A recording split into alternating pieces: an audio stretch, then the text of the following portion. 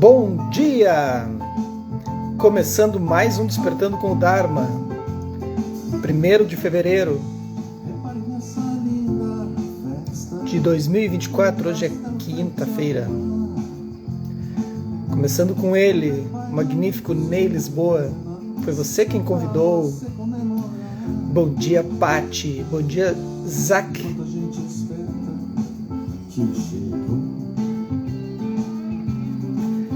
Tudo bem, Grazi? Bom dia, Mauro. Começando com ele aí, Mauro, Ney Lisboa. Este álbum é o álbum Pandora, eu acho que é o último álbum dele. Bom dia, Rosali. Tudo bem aí, Paty? Como é que estão as coisas no Rio? Bom dia, Amanda. Tá indo pra lá já, Amanda? Daqui a pouco? Amanda hoje vai fazer uma prática numa escola municipal, no EMEI Ser, num bairro Santo Antônio de Lajeado. Bom dia, Ana Paula. Não conheço nada novo dele, diz o Mauro. Esse álbum dele, Pandora, é mais político, assim. Foi feito na época das eleições ali. Bom dia, Natalina. Ana Karenina, bom dia.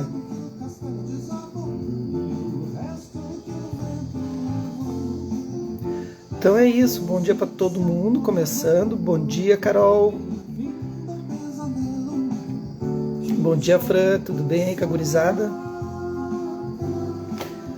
Bora pro Karma? A Paty diz, muita chuva e calor no Rio, e aquela zoeira de carnaval por todos os lados. Ah, tem isso aí, né? Eu lembro, eu morei no Rio bem na época do carnaval também. Fiquei apavorado, impressionante. Isso em 91. Mas ainda assim o Rio continua lindo. Ah, não tem dúvida, né? Maravilhoso. Bom dia, Simone. Bom dia, Manu. Eu morei em 91 no Rio. 91, 92 ali, esse período. Fui trabalhar, assim que eu me formei na arquitetura. Bora então? Chegaram? Todo mundo aí já tá com seu cafezinho, seu chimarrão, seu chazinho. A gente tá aqui, ó. Bom dia, Conceição. Estamos lendo O Karma, editora Luz da Letra, Traleg, que é bom, ou que é bom, não sei pronunciar. Então é isso, Traleg, tá bem? Bom dia, Rosicler. Vamos seguir, vamos ver o que ele nos diz aqui. Página 19, para quem está acompanhando.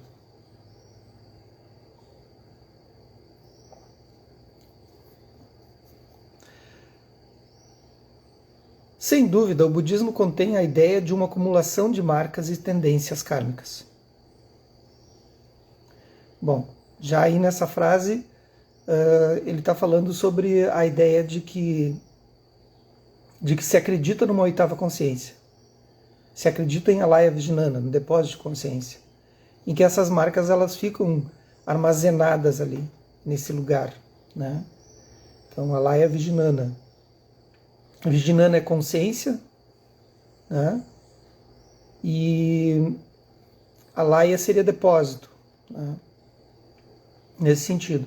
Vijnana, na verdade, eu comentei aqui algumas vezes, mas é bom sempre relembrar para quem estuda mais a fundo o budismo. Vijnana não é bem consciência, Jnana é consciência, né? O Vi é uma negação da consciência. Isso geralmente é muito raro tu ver uma explicação dessas assim de algum mestre. Porque quando é o segundo elo, terceiro elo, quando é o terceiro elo da roda da vida, quando diz ali a vidya, né, a ignorância, sanskaras, marcas mentais, né, e aí vijnana, quando se diz aí se tem consciência disso, prestem atenção para quem estuda o budismo, não se tem consciência, a consciência livre. É uma consciência ainda, é uma consciência que foi maculada, é uma consciência que foi alterada, né? Nesse momento estamos aprisionados. Então ela não é uma consciência pura, não é uma consciência búdica, não é uma consciência livre de marcas, ela já está contaminada. Bom dia, Dani. Mas a nível de explicação geral, todos os mestres vão trazer que a gente toma consciência, mas não significa que estamos conscientes. Fica mais ou menos claro? Não significa que estamos libertos, livres, né? Estamos conscientes que temos marcas mentais. O ideal seria não ter as marcas mentais. Ou melhor, ter as marcas mentais, mas não ser conduzidos por elas. E isso é um negócio. Então, sem dúvida, o budismo contém a ideia de uma acumulação de marcas e tendências kármicas. Uma reunião de propensões ao longo de nossas vidas. Os padrões de hábitos se formam e assim por diante. Os padrões, as marcas mentais, samskara vai formando, ou ditthi, vão se formando. Mesmo assim, isso não significa que simplesmente devamos esperar que uma marca kármica particular, dúvidas e ou heranças kármicas desapareçam, como se nada pudesse ser feito. A teoria kármica budista não tem nada a ver com fatalismo ou predeterminação. Lembra que a gente falou lá atrás, sobre algumas correntes filosóficas da época falavam sobre niyati, o destino, fatalismo, determinismo. Se já está destinado, não tem como mudar. Nesse sentido, essas escolas traziam antes do Buda e no período do Buda. Se não tivéssemos, então, a teoria kármica, realmente produziria julgamentos e atitudes moralistas. E os ensinamentos do Buda seriam muito menos inspiradores e eficazes. A teoria kármica não tem atributos fixos desse tipo e não está vinculada a uma ordem moral estática. Então ela está em movimento. Ela só se movimenta por causa das condições, do ambiente, das relações. Ela está em movimento, ela não é estática, não é fixa. Bom dia, Kátia. Claro, um elemento de determinismo está envolvido e deve ser aceito. Nós somos quem somos por causa da nossa herança kármica. Bom dia, mãe. Nós não seríamos como somos sem ela, sem essa herança kármica. Mas isso não significa que tenhamos de permanecer assim. Então, aí ele quebra com toda a corrente da época, Mais importante é que a teoria kármica deve nos encorajar a pensar: posso me tornar a pessoa que desejo ser e não permanecer como sou hoje? Então é muito interessante porque o karma, por mais que a gente, quando floresce um karma, às vezes a gente diz, isso é meu karma. É uma forma errada de falar. Não é que isso é meu karma, esse é o karma que floresceu. Essa é a maneira correta de observar isso. Então te acontece uma coisa ruim ou uma coisa boa, e aí a pessoa vai dizer, esse é meu karma. Não, esse é o karma que floresceu neste momento devido a causas e condições. Mas o interessante disso, aí ele vai dizer, posso me tornar a pessoa que eu desejo ser e não permanecer como sou hoje? O bom do karma é que ele é mutável. Que vai ter porque se não fosse mutável não existiria impermanência. Tudo está em constante mudança. E essa é a notícia boa. Tá ruim, vai ficar bom. Bem provável. Tá bom, pode ficar ruim. E esse movimento, ele tem que estar acontecendo. Porque senão não faria sentido. Senão a gente não acreditaria na impermanência. E o budista acredita fielmente na impermanência. Essa seria uma apreciação adequada da teoria budista do karma. Ao contrário, se dizemos, eu sou esse tipo de pessoa, sou preguiçoso e simplesmente não me sinto capaz de nada, acho que é o meu karma. Se responsabilizamos o nosso karma, isso sim é nossa culpa. A teoria kármica, se considerada de forma apropriada, nos encoraja enfaticamente a progredir e a nos desenvolver para não ficarmos presos à culpa e a todos os tipos de mal-estar associados a ela. Como em geral fazemos isso, voltando repetidamente aos velhos padrões de pensamentos negativos, sempre há algo no fundo de nossas mentes nos assombrando. Pensamentos como, será que eu sou bom o suficiente? Todo mundo tem esse pensamento, A síndrome do impostor. Quem tem a síndrome do impostor, levanta a mão aí. Nas suas relações, suas profissões principalmente. Quem tem aí, levanta a mão. Que é aquilo, será que eu sou bom mesmo? Sempre tem aquela coisa. O brasileiro tem muito disso também, a Simone já levantou, eu também levanto. A gente tem isso. Autossabotagem, diz a Manu, tranquilo, O Mauro, olha aí, tá vendo? Todo mundo tem. Será que eu sou bom o suficiente? Isso foi incutido na nossa mente, Principalmente do brasileiro, que não se acha capaz. Isso acontece. Será que sou bom o suficiente? Será que estou me esforçando o suficiente? Será que eu sou uma pessoa má? Ainda mais hoje nesse mundo instagramável, em que todo mundo é muito incrível. A Ana Karenina também deu um longo sim ali, que todo mundo é incrível, né? Com esses filtros da vida que tá se colocando, né? E todo mundo é super perfeito no que faz, na sua estrutura de corpo, nos seus pensamentos, é tudo muito uau. Saudade do tempo que as pessoas eram normais e que erravam e que agora é uma super produção, assim. Todo mundo é primeiro lugar. Isso é sufocante. Vários tipos de perguntas similares surgem e pensamos que precisamos delas para refletir e progredir. Mas essa estratégia tem o efeito oposto de solidificar a dúvida sobre o eu. Podemos nos desenvolver de forma muito mais saudável sem essa estratégia. No fim, esta é a verdadeira perspectiva budista do karma, que se refere a como alcançar a liberdade, como nos libertar de uma variedade de obstáculos e restrições kármicas. Então, assim, todo mundo tem, em Alaya Vijnana, né, ali na oitava consciência, esse depósito de sementes kármicas. Todos. Todo mundo. Todos os seres do planeta. Agora, como eu lido com ela? O que eu faço com essas fruições kármicas? Quais são os pensamentos que vão fazer com que essa semente germine? Né? Então, tem uma variedade de frutos kármicos. Todos nós temos. Né? E aí as pessoas às vezes dizem, isso eu jamais faria. Depende, se tu estiver nas condições e elas forem favoráveis, pode ser que tu faça. Então a gente tem que ter esse cuidado de julgamento. Alguma pessoa faz alguma coisa e tu diz, não, aquela pessoa é nossa. Eu jamais faria uma coisa dessa. Não, dentro das condições que tu te encontra, dentro de determinadas condições, não faria. Mas agora muda, assim. Bom dia, Lu. E isso tem muito a ver com os 5 Jnani Budas, né? Os 5 Budas da sabedoria. Né? Um deles, que é o Buda do espelho, é tu te colocar, e o Buda da igualdade, né? É tu te colocar no lugar do outro, olhando o mundo através da mente do outro. Agora, não é olhar o mundo, chegar e dizer, mas é claro, né, essa pessoa só pronta. Não, tu olhar e de fato olhar. Né? Alguém que fez alguma coisa, assim, prejudicou outro. Pegue uma pessoa assim que vocês, né, não gostam muito ou menosprezem. Tem um ponto muito alto, assim, né, menosprezo. Agora se coloca no lugar dela. Olha através da mente dela, assim. Eu fiz isso. Quando o ano passado eu fui muito ao presídio, né, esse ano nem começou ainda. Ano retrasado também. E eu falei isso para os jovens lá, né? Jovens, porque era de 20 a 40 anos, assim. E aí um deles, com 23 anos, já tinha aprontado tudo que vocês podem imaginar, assim, tudo. E ele diz, eu sou um ser horrível. Eu disse, olha, se eu estivesse nas tuas condições, eu faria a mesma coisa. Ele, não, mas como assim? Mestre, como isso? Eu faria exatamente a mesma coisa. Aprontaria tudo que eu estou aprontando e mais até, eu acho. O Piá sai de casa aos 5 anos de idade, vai morar na rua. Apanha como bicho, passa fome. O tráfico pega ele, né? Para dar comida, protege. Óbvio que eu faria.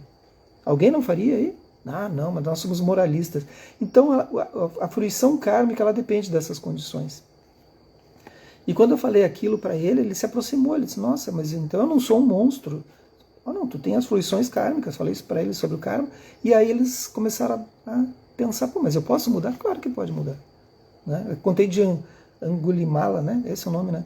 Aquele bandido na época do Buda que tinha matado 999 pessoas, e o próximo seria o 1000, seria a mãe dele, né? A Amanda escreveu, prática da consciência gentil ajuda muito nesse processo. Então existiu um grande assassino na época do Buda, se não me engano o nome é Angulimala. Eu posso estar trocando as sílabas aí. E o Buda estava caminhando na estrada sozinho, e ele vai correndo atrás, e todo mundo já tinha avisado que Angulimala estava pela cidade, né? E ele já tinha matado 999 pessoas, e ele guardava assim as partes, né, num colar, né, com as partes não me lembro dos dentes do dedo, não me lembro da história. Bom dia, Karim. E aí o próximo seria, na verdade, a mãe dele. E ele chega para o Buda e diz, pare. Né? E o Buda continua caminhando. Ele diz, eu já parei. Né? O Buda diz, tu que ainda não parou, Angulimala. O Buda sabia quem ele era. Né? E aí eles conversam. Enfim, o Angulimala estava indo, era dedos, né, Ana Paula, isso. O Angulimala estava indo para matar a mãe dele, que seria o maior crime que ele poderia fazer, né, atentar, e aí ele não teria mais volta, né? Não teria mais volta. E ele acaba virando um dos monges do Buda, um dos grandes monges do Buda. O Buda transforma ele, né?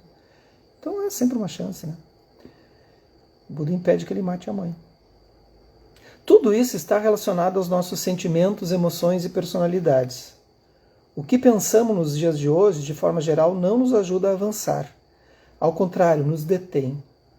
A teoria kármica nos mostra a nossa capacidade de queimar as sementes dos hábitos arraigados e torná-las impotentes.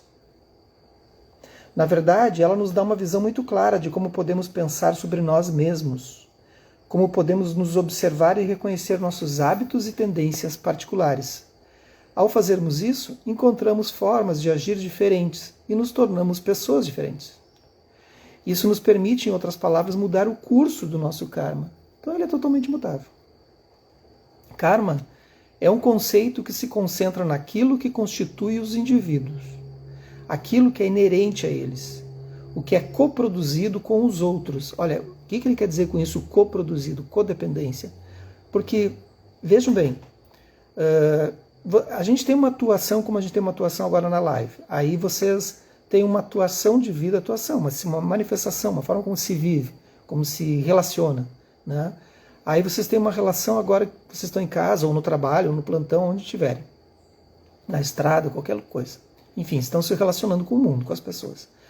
Aí tu tem uma coprodução, uma codependência com esse próximo objeto, que é a pessoa, ou o trabalho, ou a escola, o que for, e tu surge um eu. Nesse impulso de surgir um eu, é um elemento kármico que surge. Então eu me manifesto na codependência de outras pessoas e outras situações.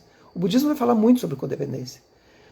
Então surge um sujeito porque surge um objeto, porque surge um sujeito. Surge um sujeito porque surge um objeto. Os dois não estão indissociáveis. Porém, este sujeito surge não em função somente do objeto. Surge porque já existe dentro. Eu posso ter o poder de manifestar ou não esse ser que vai surgir. Então a gente está super bem durante o dia, daqui a pouco encontra aquela pessoa, passa pela rua ou tem uma reunião, sei lá, com uma pessoa que tu não gosta muito. Estava indo muito bem, não tinha surgido nenhuma fruição kármica negativa, daqui a pouco ela brota. Ela brota devido a certas causas e condições. Aí tu diz, aquela pessoa é horrível, mas tu não vê que é tu que tem dentro isso? Ela faz brotar, né? Ela faz brotar, mas só faz brotar porque tem dentro. E a gente tem que olhar não para aquela pessoa, tu tem que agradecer aquele mestre que surge, aquela pessoa que faz brotar isso, e olhar para as tuas tendências kármicas. Como eu posso fazer para que ela não frutifique? Porque ela pode brotar, mas ela não necessariamente pode dar flor ou frutos. Ela pode simplesmente, eu posso olhar aquilo brotando. Bom dia, Ângela. Então o que faz? O que a gente faz durante o dia ou numa reunião, numa situação em que alguém faz brotar, né?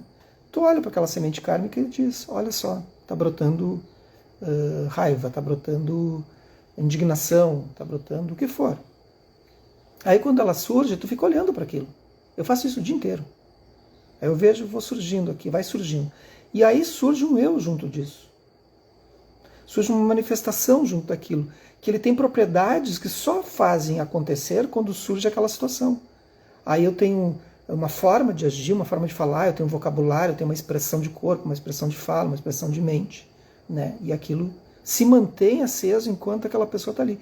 Nesse momento, é uma marca mental que brotou, segundo ela, né? E aí faz surgir o 10º elo, eu sou assim. Quando tem essa situação, quando tem essa pessoa. Agora eu posso interromper isso. Shanahan vai dizer isso. Tu pode interromper isso na base. Tu olha para aquela fruição kármica surgindo. E ao invés de tu associar a pessoa e começar a xingar aquela pessoa, que ela não tem nada a ver com isso. Por quê? Em parênteses. Para outras pessoas, aquela pessoa que tu é teu objeto de raiva, ou seja o que for, ela é maravilhosa. Então não está na pessoa, não está no objeto. Isso é muito óbvio, mas a gente não faz. Aí o que eu faço? Né? As minhas práticas analíticas. Eu fico observando as energias surgindo Antes ela não existia e se dissipando. Eu não fico alimentando. Mas ela realmente, eu não gosto dela, eu não sei o quê. Não, não. Eu fico observando o surgimento. Quando eu observo o surgimento da fruição kármica, a minha tendência é eliminar esse karma. Então, cada vez que ela surge, eu observo. Aí eu estou em prática de vipassana. Eu estou avaliando todas as sensações do corpo. Eu posso ficar tenso, eu posso ficar um pouco mais rígido, a minha fala se torna um pouco mais rude, e assim vai indo. Essas mudanças que a gente já sabe, meu corpo começa a ficar quente, não é assim? Aí eu avalio. E aí eu vejo aquilo se dissipar, porque aquilo não existia antes. Aí eu vejo que não é a pessoa, a situação, sou eu. O budismo é assumir suas próprias responsabilidades. E aí tu agradece aquilo que surgiu, isso tu dissipa o tempo todo, dissipando. O contrário, se eu não faço isso. Mas eu falo mesmo, tem gente que diz isso, né? Pois é, mas é um erro, né? Aí tu deixou a fruição kármica tomar conta. Nesse momento entra a prática de vipassana, que é olhar para as coisas. Karma é um conceito que se concentra naquilo que constitui os indivíduos, aquilo que é inerente a eles, o que é produzido com os outros, bem como os condicionamentos desse eu. A Ana Karina escreveu excelente, a Paty Japiaçu escreveu observar as marcas e perceber elas se dissipando é tão curativo mesmo, exatamente. Esse é o processo. Esse é o processo da gente olhar para isso e se descobrir. Eu acho que esse é o grande medo das pessoas, né? De olhar para si e descobrir que tu tem essas marcas kármicas, que faz surgir, né? Eu gosto muito de assistir filme, né? Assisto muitos filmes, muitas séries, o tempo todo, assim, né? Eu sou regado a filmes, sempre gostei muito. E eu vejo que tem muitos filmes que fazem surgir marcas em mim, assim, que eu nem imaginava que tivesse. Bom dia, dona Lucila Ceruti. E é incrível como essas marcas, elas surgem. Então, quando tu aprende a olhar para isso, tu aprende a olhar para os outros com mais compaixão.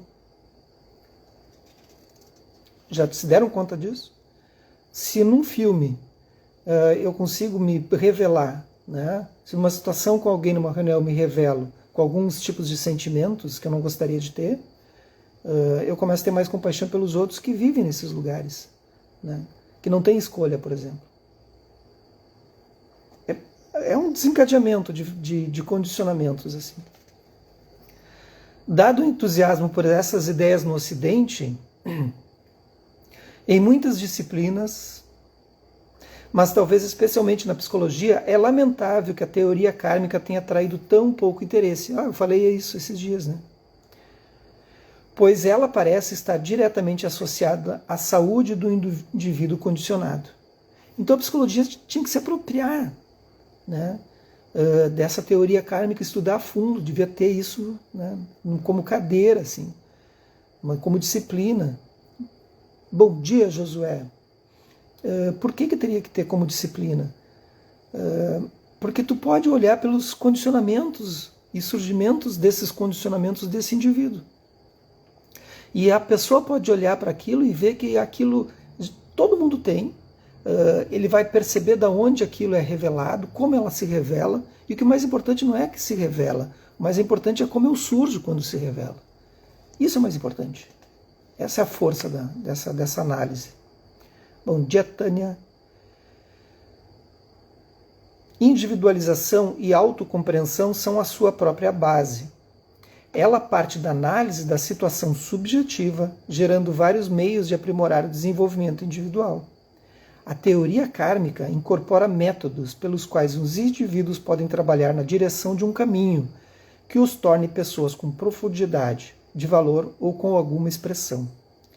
Por meio da prática da atenção plena, então mindfulness ou sati para nós budistas, somos capazes de ver que tipo de padrões kármicos estamos criando e como entrelaçamos as nossas vidas com os dos outros.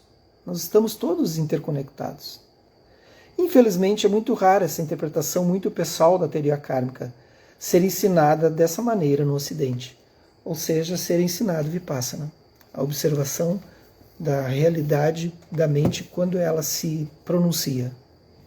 Tu pega a mente no contrapé, assim, tu pega A mente criando um eu, criando uma manifestação ilusória de uma criação de um eu, de uma criação de uma manifestação do mundo.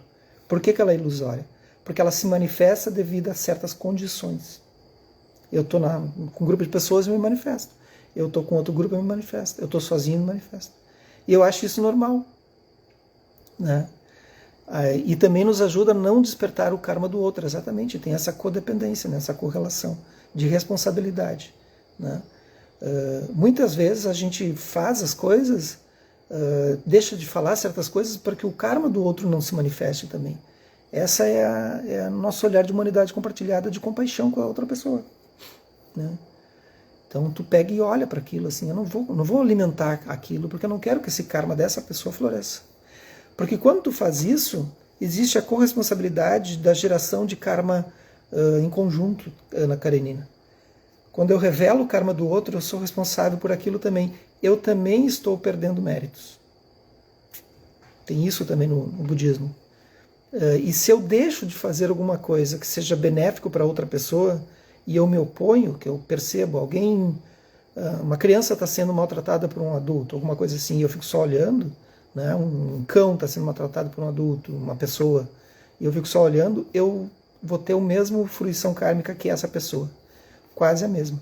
Ele por machucar vai ter mais, e eu vou ter também, por não ter me manifestado. Então a gente tem isso, tem essa codependência kármica. Porque a posição kármica de tu estares ali naquela situação de uma pessoa machucando um ser, seja o que for, esses cruzamentos eles existem porque precisam coexistir, porque já há uma relação de existência, né? E essa relação de existência ela vai florescer várias vezes até que tu interrompa isso também. Karma é bem profundo, gente, é bem profundo. Então a gente não pode se abster. Uma das coisas de ser instrutor é também uma questão de fruição kármica. Eu não posso não passar os ensinamentos.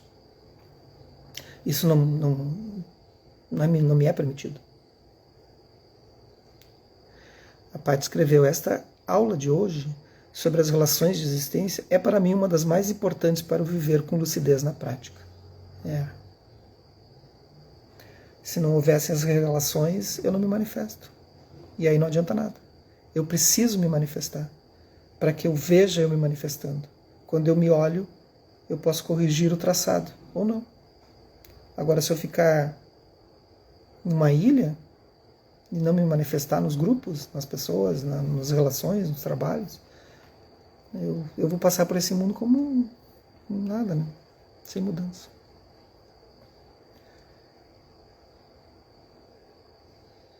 Vamos lá? Vamos fazer uma estabilização.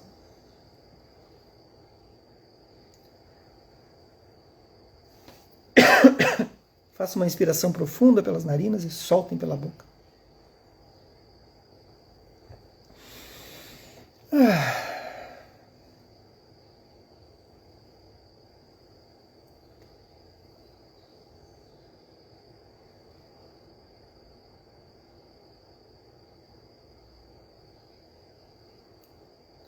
Deixem que o corpo vá se assentando naturalmente.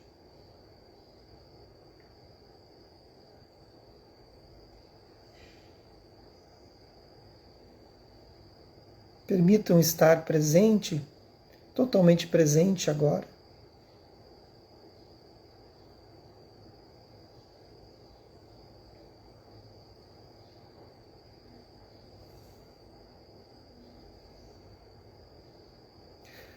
E se for confortável para vocês, tragam à mente alguém que vocês tenham algum desafeto. Alguém que vocês não gostam, pode ser algum familiar, algum amigo, amiga, parente. Pode ser alguém que não seja da relação familiar de vocês, talvez uma figura pública, um político, qualquer pessoa. Tragam essa pessoa, tragam a imagem muito viva dela.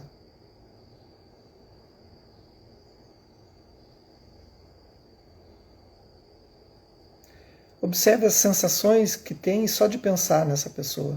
Sensações no corpo, que sentimentos surgem, que emoções. Veja se há variação na temperatura do corpo, se há zonas de tensão. Vá observando. Essas zonas de tensão, elas são fixas ou elas se movimentam, assim como o calor.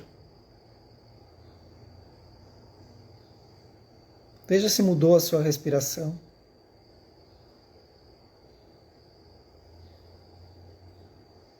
O que mudou?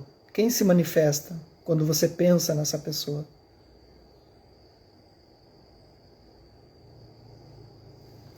Agora tenta observar o mundo através da lente dessa pessoa. Como ela foi criada, se você sabe como foi a sua infância, as relações que ela teve. Se você faz ideia de como foi a sua criação, o que ela passou, o que ela foi privada de ter relações emocionais ou possibilidades de avanço na vida. Vá olhando o mundo através dessa pessoa e veja se faz sentido ela agir da forma como ela age.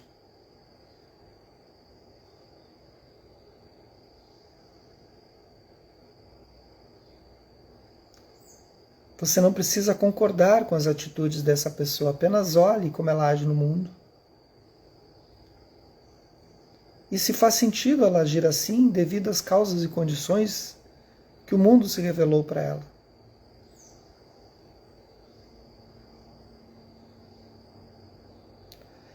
Quando você libertar essa pessoa de si, dos seus pensamentos, você também se liberta.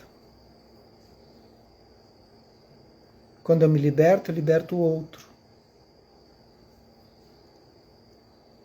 Veja se é possível enviar, então, para essa pessoa que você escolheu, dizendo para ela mentalmente que ela se livre das causas do sofrimento, que ela possa encontrar a felicidade.